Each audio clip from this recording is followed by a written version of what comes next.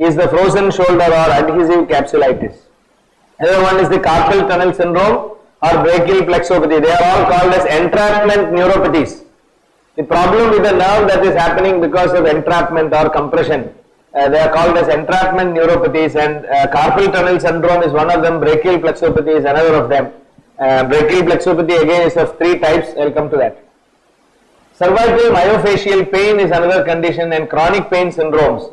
These are 2 types of conditions which can be easily confused with cervical spondylosis. Then cervical sprain and strain is often wrongly diagnosed as cervical spondylosis. Diabetic neuropathy, temporomandibular inflammation and infection of the teeth can also manifest as pain in the neck.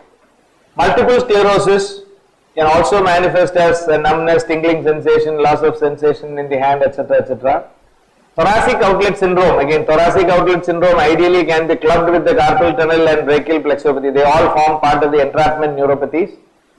Rheumatoid arthritis can also very rarely get confused with cervical spondylosis. Osteoporosis and spinal cord injury can often be missed out. Spinal cord injury will be more evident because they would present with a history of trauma. The next one, Brown-Sequard syndrome, is also an event of trauma where a sudden whiplash sort of injury damages half of the spine. The patient will present with weakness and paresthesia in one side of the body. That can generally when you get a history of that, we don't have to suspect just cervical spondylosis. We'll generally go for a detailed investigation, but then just to have that at the back of the mind, there is a condition of complete cut of the spinal cord, half of the spinal cord, that is known as the Brown and Sequard syndrome.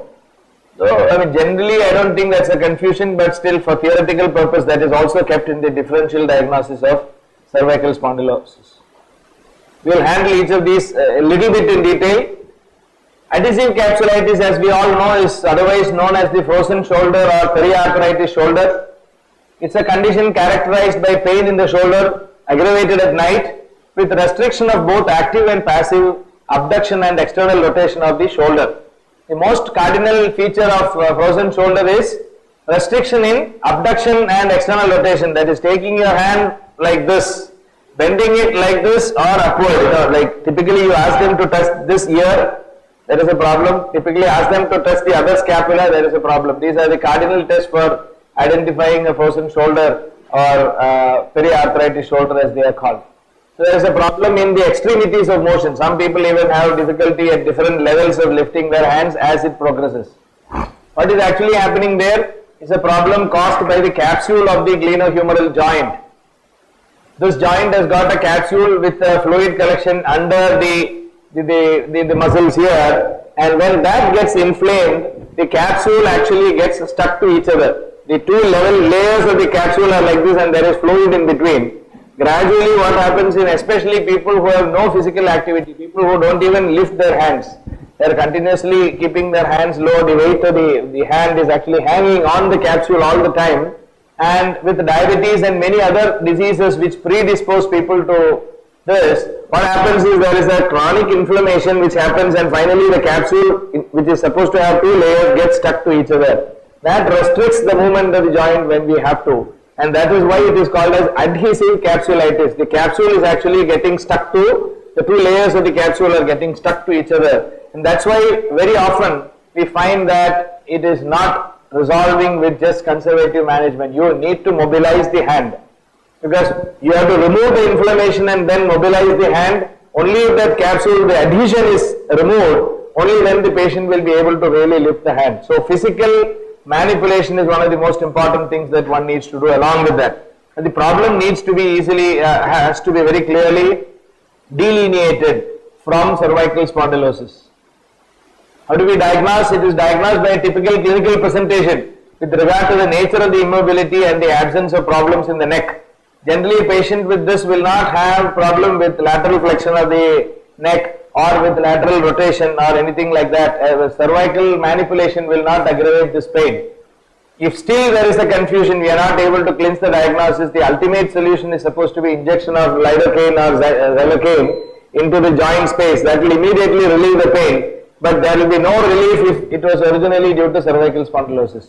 The other aspects, because there can be the radiation of the pain to the arm also in frozen shoulder. So if that pain is remaining but only the pain in the joint is relieved, that means it is frozen shoulder and not, of course I don't know whether we are permitted to do that. I don't think we should try to inject lidocaine into the joint, but then that is the way one can finally diagnose frozen shoulder and delineate it from cervical spondylosis. Very often there are the old patients who come to us.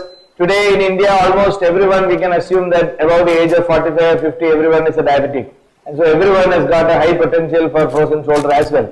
So when we get an old patient who is complaining of pain in the shoulder, very often there is a comorbidity. They have both frozen shoulder as well as cervical spondylosis, and most other conditions also are manifesting as comorbidities. To delineate that is very difficult, but this is how you do it. Other conditions, as I told you, are like entrapment neuropathies and cervical spondylosis.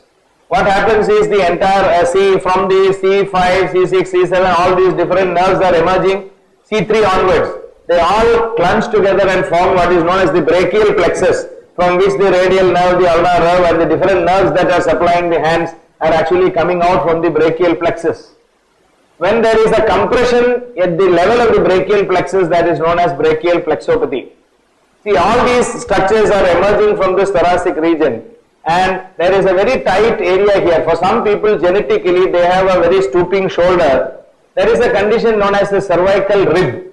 Some people have an extra rib on top of the first rib at the cervical level. They have a small sort of a bone protruding out, which you can see very clearly in an X-ray. It's known as the cervical rib, and that can compress the tissues that are supplying the hand. And that cervical rib can be a cause of this, what is known as the thoracic outlet syndrome. There can also be a condition where the scalene muscle is actually lying just on top of the brachial plexus. If there is a bulging of the scalene muscle due to some cause, and congenitally some people have got a very narrow gap at the thoracic region, which leads to compression of the radial plexus, that below the brachial plexus, that also results in what is known as entrapment neuropathy. They will have problems very similar to cervical spondylosis, radiculopathy, that is, they have pain in the hand, weakness in the hand, and all those different symptoms, but it will very closely resemble cervical spondylosis. We need to understand that it is not cervical. All the manipulations of the neck are absolutely normal, but the patient is still suffering from pain. So clinically we can examine and understand that it is not because of this. The final diagnosis for entrapment neuropathy, especially the carpal tunnel syndrome, is the carpal tunnel is the gap here where the nerves to the hand are actually coming in. Some people have a congenitally small nerve. Some people, especially those with diabetes or those with hypothyroidism, have got a tendency for a bulging of this nerve, and that the space available here is restricted while the nerve gets bulged, or other tissues get inflamed and that presses here. People with rheumatoid arthritis are also highly prone to develop nodules in this area, which can compress the nerve that is coming to the hand, and that results in extremely severe pain or weakness or the numbness of the hand. That is known as the carpal tunnel syndrome. Very often whenever we see pain or numbness, we will tend to diagnose it as cervical spondylosis, but this could be a distinctly different feature. However much you treat cervical spondylosis, this will not respond. So we need to specifically diagnose carpal tunnel syndrome. So CTS and brachial plexopathy are forms of entrapment neuropathy occurring at the brachial plexus and the wrist respectively. Compression, that is what I told you, this, the compression of the brachial plexus and the subclavian artery. So there is also the compression that is coming to the artery. So the manifestation of thoracic outlet syndrome is a combination of neurological symptoms and cardiovascular symptoms. The blood supply to the hand is also affected. So that aggravates the neuropathy because the blood supply to the nerve is very closely following the nerve. When that is getting compressed, both of these aspects are affected. So that results in further deterioration to the neurological component, and that is something we need to clearly understand. So symptoms depend upon the site of compression, and physical examination along with shoulder ultrasonography, as called as dynamic ultrasonography of the shoulder, that can reveal problems relating to, mainly the ultrasonography of the shoulder will reveal only rotator cuff injury and localized shoulder problems, whereas ultrasonography of this region can reveal thoracic outlet syndrome. They will find out whether the Doppler scan of the subclavian artery can tell us whether there is a problem with the circulation. Then we have a condition called as cervical myofascial pain. This is another very commonly encountered problem where we get a dramatic response also. The causes of myofascial pain are not fully understood, but then people who are continuously working in a position like sitting on the computer for a long time, when certain muscles are overstrained continuously, they develop certain areas of thick patches of the muscle. If you just palpate their muscle, you can find some very thick bands here and there. Nodule sort of structures you can palpate. When you palpate along the line of the muscle, you will find there is a hard mass. And when you just click over that nodule, there will be a sort of a shooting pain that migrates, just like a radiculopathy. As if a nerve is suddenly stimulated, you will find a sudden spread of tingling sensation when you palpate on top of that nodule. And that condition is known as a myofascial pain. And those points are called as trigger points. So people with these trigger points, they can develop as a result of continuous physical strain. Somebody is looking at, say for example, if you have this screen high above, and then you are looking at that screen for a long period of time, those muscles can develop into knotty tissues, and that can result in trigger pain. There is also a tendency for this to form in a repetitive injury. When somebody is working on the mouse continuously, it results in sort of nodules in the muscles that are involved and so on. So generally it is an occupational injury that produces this. Very often cervical myofascial pain leads to occipital headache. They will have tingling sensation in the ear, they can have paresthesia of the ear, this area of the scalp, etc. So the typical diagnosis for this is palpation. If you palpate along the muscle and you find these lumps, and if they are acting as a trigger point that as you palpate there is a sudden shooting pain, you should diagnose it as cervical myofascial pain. That is the one which responds. The symptom will be very severe, patient will have extreme discomfort. But the moment you give a very good massage, you can relieve that particular lump, and then the patient is symptom free within a couple of days. That is one of the conditions which we are able to give a dramatic response, especially when we give a massage and so on, or even any form of sedation. Okay, thank you. I am through also.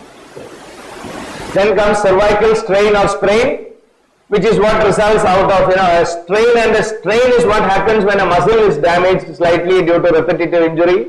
A sprain is a condition where a ligament or a tendon is injured by virtue of strain. So these two situations, when suddenly somebody makes a turn or something, while the muscles are in spasm, suddenly you try to turn, then you can develop a small tear in the tendon, which is called as a sprain, and that is a condition which can easily confuse between cervical spondylosis. Many acute manifestations of people coming to us are because of cervical sprain or strain. That is a self-limiting condition and nothing much needs to be done. Just give it some rest, it will heal by itself. Diabetic neuropathy, very often people have peripheral nervous disorders due to diabetes. They develop pain, tingling sensation, burning sensation, etc. due to that. And that can also result in symptoms that are very similar to cervical spondylosis. Especially the old patients of diabetes. In many old patients, these two symptoms coexist, and it is very difficult to determine what is the component due to cervical spondylosis and what is due to cervical spondylosis, because both are ultimately peripheral neuropathy related issues.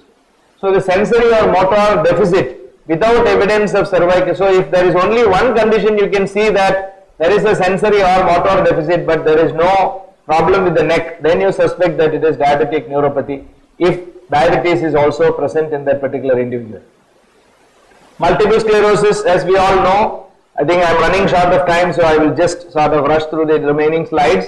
Multiple sclerosis is relatively, not very confusing, I should say, because we all know that it is an inflammatory problem. It's an autoimmune condition where you can have the serological tests to identify that the condition is multiple sclerosis. Ultimately, MRI is also a very clear diagnostic feature of changes in the brain. At the later stages of multiple sclerosis, it's very clear that there are physical changes to the brain and the spinal cord, etc., resulting in numbness, pain, etc. of the hand. So MRI of the brain is the most important test along with the immunological screening. I think that's it. I'm just having a short this thing at the Ayurvedic considerations in the diagnostic perspective. My opinion is that cervical spondylosis is actually a Sandhigata Vata. It's like an osteoarthritis of the spine. So it's more of a degenerative change in the bone and associated structures. Cervical radiculopathy probably we can correlate with Vishwachi, typically described very similar to Gridrasi of the sciatica of the lower limb, and the Vishwachi of the upper limb can be correlated very closely with cervical spondylosis with radiculopathy.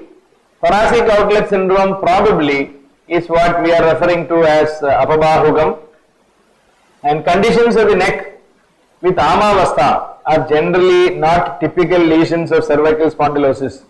Very often we get the confusion because treatment for this degenerative disease is often snigdha. It is snehana and brahmana, whereas very often sometimes at the clinical level we get this confusion whether somebody has done some snigdha and there is an aggravation in the problem. Oh, so is it a problem?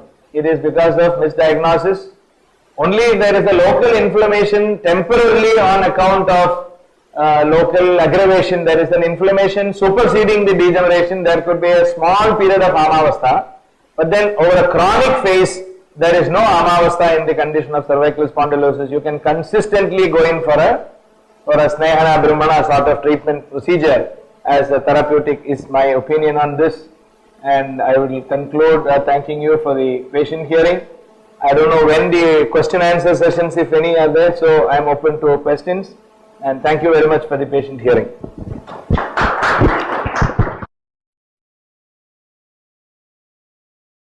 An allopathic physician, most of them who are here, I am familiar with them. I think I have not met you before this. Anyway, I'm sure all of you would agree with me that he really requires a very good appreciation for an elaborate notification in this very common condition. And I really personally appreciate it. One small suggestion is that because we do get quite a lot of these patients every day from morning till evening in our practice, especially the frozen shoulder and the cervical spondylosis. One small suggestion is that those who come to you for various other ailments, as a prophylactic measure, if you could inculcate that to prevent these complications in future for diabetics or with occupation hazards, especially the youngsters who come with so many other problems, or those who work on the computers and these IT personnel. So my small thing would be like, if you could inculcate this as a prophylactic measure even before they get into the problem, that would really be good, because they really come in a later stage.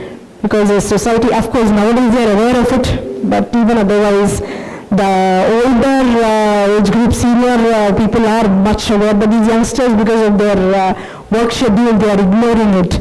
So my thing is like, when they all come to you for any other thing, I think as a preventive measure, you have to do something for them either externally or internally so that we can prevent this damage in future. Thank you. Now, you were rightly pointing out, when we're looking at the diagnostic considerations, the prognosis, the need to be able to identify and refer cases when it's necessary, and also have the confidence to treat what is not so urgent. But somehow it was not so clear to me what exactly are the condition you feel from an Ayurvedic point of view, which we can treat with confidence, and what is the point where we should definitely kind of, refer them to. Yeah, I think you're very correct. I've sort of somehow missed on that particular point. I think most critical issues are the chronic manifestation that is happening up to a disc level is actually very well responding to our treatment. If you see severe radiculopathy, severe myelopathy that is of a chronic nature, we find that invariably with some period of treatment, even a totally restricted neck movements in people who have never been able to move for many years, in my experience, have got completely reversed with our treatment. But what I think is happening is the neurological damage that is taking place is getting healed. There is a better blood flow that is happening to the area, and that is happening. But what I think is not curable is cervical stenosis by birth if there is a very narrow spinal canal. And that is complicated further by our cervical spondylotic changes. Those patients don't seem to be responding to conservative management. They could go in for decompression and have a lot of benefits, number one. Number two, an accident leading to an acute disc bulge. and a person who is going to, by way of his occupation, continuously expose himself to further trauma. In certain jobs are very, very difficult and that they are continuously going to subject themselves to trauma. I would suggest that it is better not to manage them conservatively. They better get fixed. Because with every sort of acute episode, they are going to worsen the condition. And at a particular point, when it becomes cervical stenosis, it is much more difficult even to undergo the operation. The surgical procedure is more complicated.